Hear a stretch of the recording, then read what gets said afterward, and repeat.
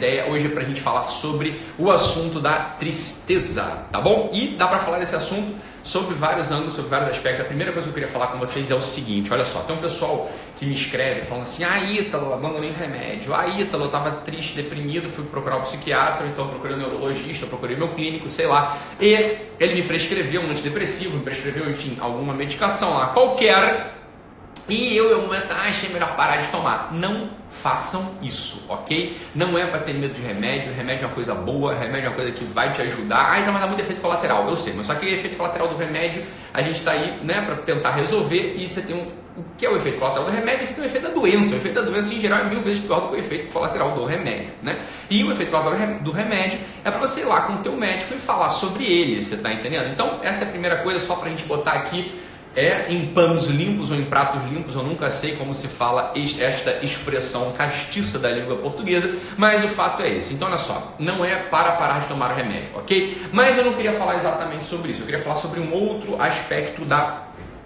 tristeza, que não necessariamente, né, não necessariamente tem a ver com a doença, com a depressão, tá? A doença, a tristeza como um movimento da alma, como um movimento do espírito, como um diminuir das expectativas, como um diminuir da alegria, como uma perda, por assim dizer, do gosto com as coisas que a gente habitualmente gostava.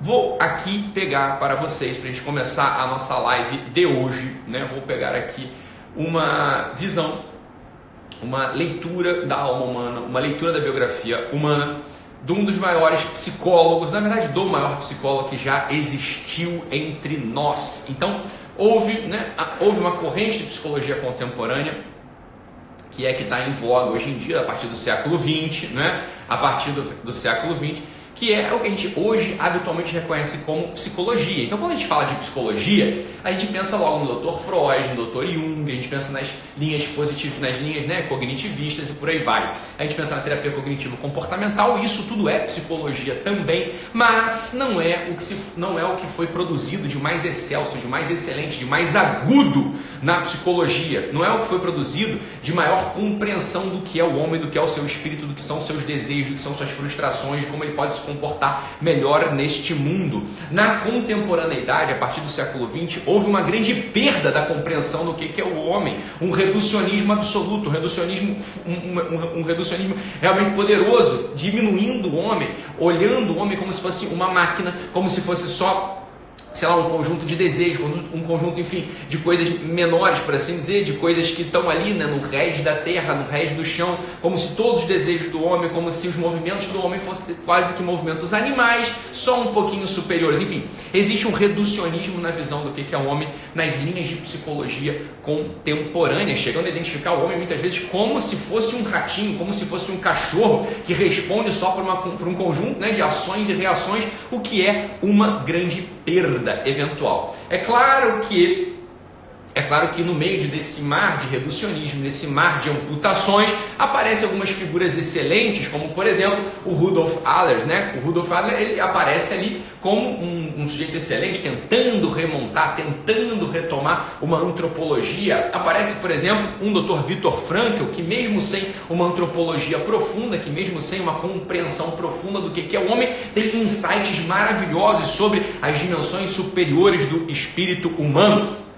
Então, né, esse é o caldo no qual a gente se encontra na psicologia hoje, e eu hoje vou retomar aqui o maior psicólogo que já existiu, o sujeito que teve o olhar mais profundo, a compreensão mais profunda, mais aguda sobre o que é o homem e o que é que ele fala, como que ele fala que se pode combater a tristeza, esse movimento de diminuição da alma, esse movimento de diminuição, esse movimento, no final das contas, de encolhimento do homem.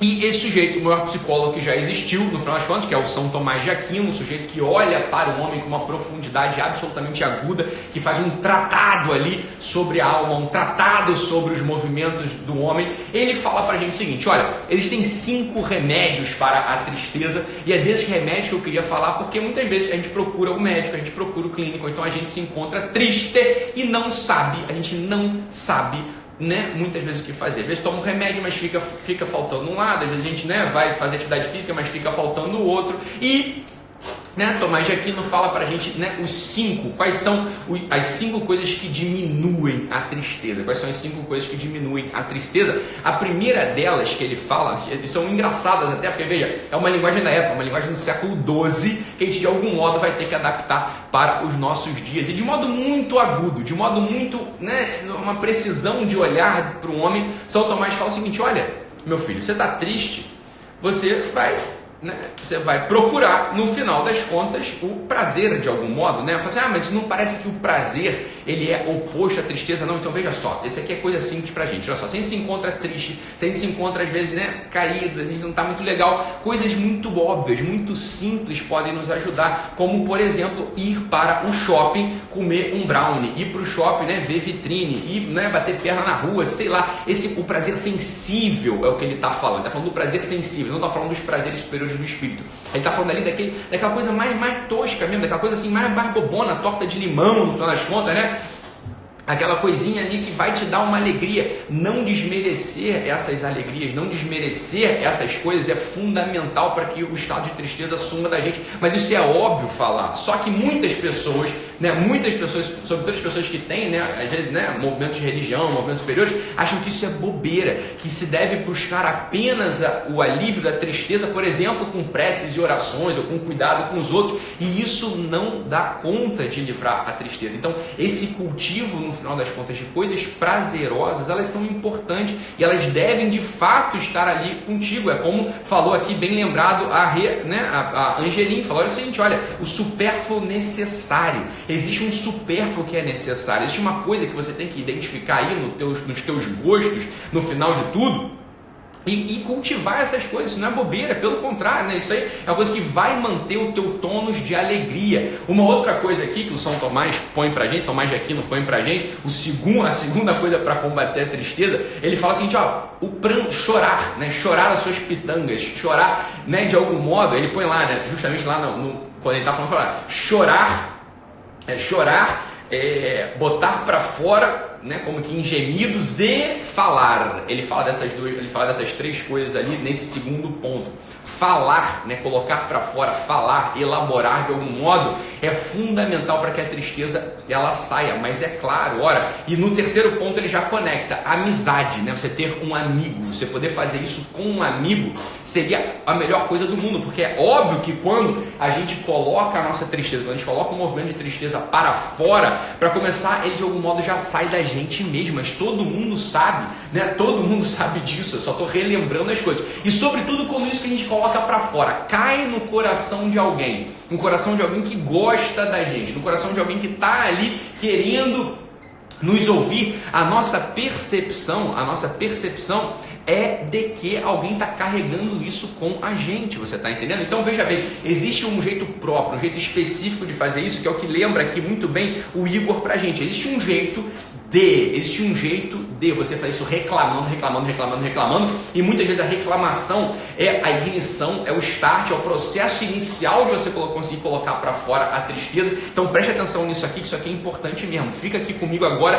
porque isso é importante. Muitas vezes quando a gente pega um amigo para falar das nossas tristezas, a gente pode começar reclamando. Não tem problema começar reclamando, muitas vezes isso é ignição mesmo da gente poder começar um diálogo. Só que na tua cabeça você tem que imediatamente tentar colocar a fala, não uma reclamação, mas você tentar elaborar a coisa de modo mais objetivo e tentar terminar sempre com uma risada. Isso é fundamental, a gente conseguir achar graça da nossa situação. A gente conseguir achar graça da nossa situação já conecta com o quarto ponto, que é o que o Tomás de Aquino fala pra gente, que é a contemplação da verdade. A contemplação da verdade, ela diminui a tristeza. A primeira verdade é a verdade da vida, é a verdade na qual você está. Então aqui no quarto ponto é onde entra aquela frase maravilhosa de uma amiga minha, que ela fala o seguinte: olha, se for para ficar triste, eu ficarei alegremente triste. O que ela está querendo dizer com isso? Se for para ficar triste, eu ficarei alegremente triste, porque essa é agora precisamente a situação da minha vida e não outra. É essa situação agora de dever o Itaú, é essa situação agora de estar esteticamente feio, de estar esteticamente feia, essa situação agora, sei lá, de um filho doente. Essa é a realidade. A realidade, ela é o trono da verdade. A realidade é o lugar no qual a verdade acontece, é o lugar no qual a nossa vida acontece, é o lugar no qual as coisas estão acontecendo e eu faço a minha vida com as coisas. Eu sei que parece muitas vezes uma utopia, mas não é. Dá pra gente ficar alegremente triste quando a gente olha para a realidade e entende que essa é a nossa vida e não de outra pessoa. Essa é a nossa vida e não uma vida, sei lá, que estaria só na nossa cabeça, uma vida que não seria realizada.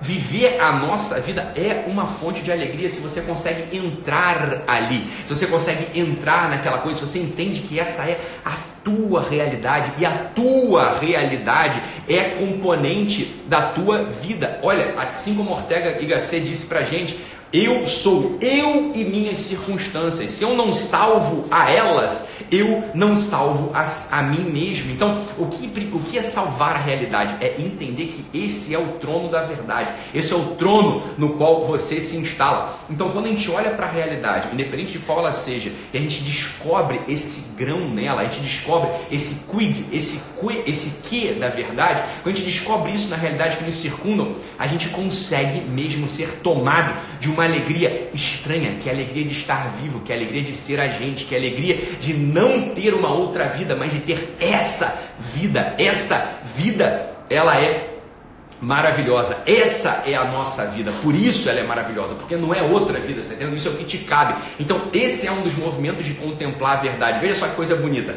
Buscar o prazer nas coisas mais imediatas como o primeiro ponto, aprender a chorar, aprender a colocar para fora como o segundo ponto. No terceiro ponto, colocar para fora no colo de um amigo que pode compartilhar contigo, ele pode compartilhar esse fardo, ele pode carregar esse fardo. Não tem problema começar a colocar isso para fora de um modo reclamão, sei lá, o jeito que dá, começa do jeito que dá, não tem problema nenhum. E esse jeito ele já vai se convertendo numa descrição do que está acontecendo, culminando com um sorriso, Isso é a contemplação da verdade. Isso é você conseguir entender como as coisas são. Olha, tem outros pontos da verdade também que ajudam a colocar a tristeza embora. Um dos semelhantes, uma das coisas que se conecta com a verdade no nível transcendental é a beleza. Então a contemplação da beleza, veja bem, a contemplação de coisas belas, a contemplação de um campo, a contemplação do céu estrelado, a contemplação do sol nascendo, a contemplação das fases da lua, a contemplação de obras de arte, a contemplação de crianças belas, a contemplação da beleza,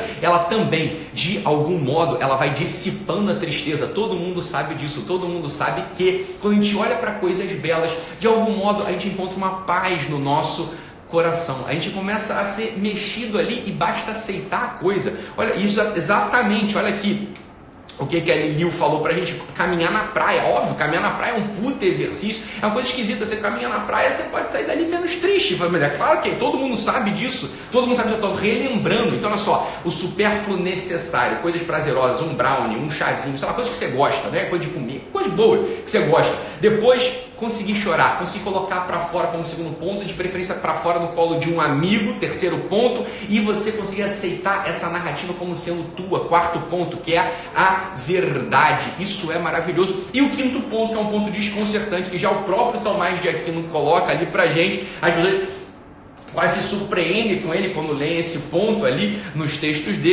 dele, é o seguinte, olha, o sono e o banho, ele coloca ali pra gente como sono, né, dormir bem e tomar banho, entenda, tomar banho na época, né, era uma coisa que não era talvez tão trivial, não era uma coisa assim talvez tão acessível, olha, tomar banho e dormir são coisas que dissipam a tristeza. Mas em que medida? Vamos entender isso aqui, né? Por que é que o sono e o banho podem dissipar a tristeza? Podem dissipar a tristeza porque quando o sujeito está íntegro após uma noite recuperada, e quando o sujeito está limpo após, né, uma pele, né, a pele escovada, a pele, né, no final das contas, né, friccionada, tirando as sujeiras, o que é que acontece com esse mesmo sujeito? Ele volta para uma situação original, para uma situação anterior de mais perfeição. O corpo dele, de algum modo, reflete uma certa perfeição que foi perdida pelo movimento de tristeza. Reflete uma perfeição que foi perdida pelo movimento de diminuição. Hoje a gente consegue entender isso de um modo mais profundo, a gente consegue entender isso